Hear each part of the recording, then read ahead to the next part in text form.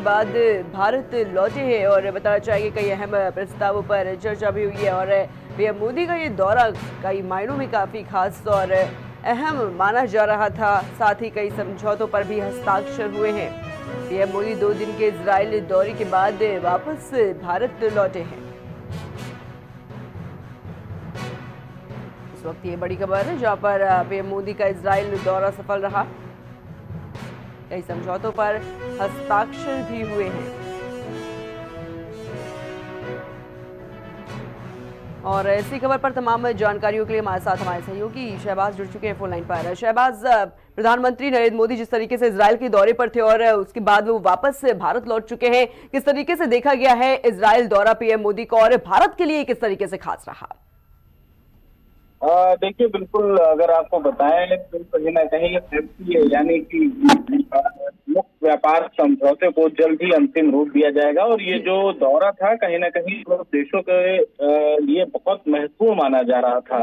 और प्रधानमंत्री नरेंद्र मोदी पहले ऐसे प्रधानमंत्री बने हैं, तो वहां पर देखिए मंच पर जाकर संबोधन करने का मौका मिला है। इससे पहले कोई भी प्रधानमंत्री नहीं था इसका संबोधन जो है मंच से हुआ हो, तो ये अपने आप में एक बहुत बड़ी उपलब्धि है किसी भी देश के प्रधानमंत्री के लिए। इससे पहले देखिए UAE या माफ कीजिएगा USA के ही जितने राष्ट्रपति रहे हैं उनको ही इजाजत थी कि वो इजराइल में जाकर के किसी मंच से अपना बयान साझा कर सकें, यानी अपनी बातों को रख सकें। तो प्रधानमंत्री नरेंद्र मोदी ने इजराइल में एक तो ये रिकॉर्ड दर्ज किया। इसके साथ ही साथ कहीं ना कहीं आप देखेंगे तो रक्षा क्षेत्र में सुरक्षा, व्यापार, AI तकनीक, कृषि समेत कम से कम 16 समझौते पर हस्ताक्षर हुए हैं, समझौते पर मोहर लगी है। तो ये अपने आप में बहुत बड़ी उपलब्धि है। और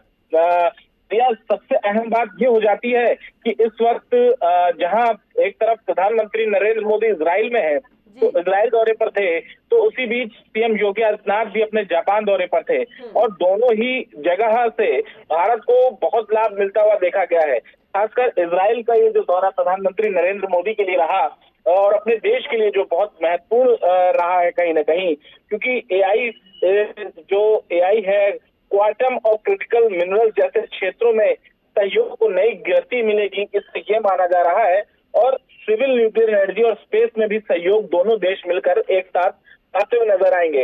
इसके साथ ही साथ देखिए अब इजराइल में UPI भी चलेगा। ये एक बहुत बड़ी उपलब्धि है कि भारत का UPI जो है वो अब इजराइल में भी काम करता नजर आएगा, जिससे दोनों देशों के बीच जो वित्तीय लेन देन है। वैश्विक स्तर की बात करें, वैश्विक स्तर पर क्या कुछ संदेश देने की कोशिश इस दौरे को लेकर की गई है शहबाज? देखिए, इसकी अगर आप देश के प्रधानमंत्री नरेंद्र मोदी के दौरे की एक विशेष बात पर अगर आप गौर करेंगी तो कहीं ना कहीं ये पश्चिम देशों में कहीं ना कहीं जिस तरीके से आतंकवाद के खिलाफ जो समर्थन मिला है इजराइल का, और इजराइल ने भी देखिए बोला है कि भारत एशिया क्षेत्र में शांति और स्थिरता से के हित जो है वो भारत से जुड़े हैं और ऐसे में हम भारत के साथ कंधे से कंधा मिलाकर खड़े हैं और भारत के साथ आतंकवाद को खत्म करने के लिए जिस तरीके से देखिए हमास और के जो लड़ाका है उनको जिस तरीके से इजराइल लगातार चोट जो है पहुंचाता चला आया है, आतंकवादी संगठन जितने भी हैं उनको जो है नष्ट करता चला आया है, तो कहीं ना कहीं एक कड़ा मैसेज जो है वो दोनों देशों ने मिलकर जो दिया है। और प्रधानमंत्री नरेंद्र मोदी ने भी कहीं ना कहीं जब अपना संबोधन इजराइल में दिया था तो उन्होंने आतंकवाद का जिक्र किया था और आतंकवाद पर चोट पहुंचाए जाने की, उसको खत्म करे जाने की बात जो है उन्होंने की थी। तो कहीं ना कहीं भारत और इजराइल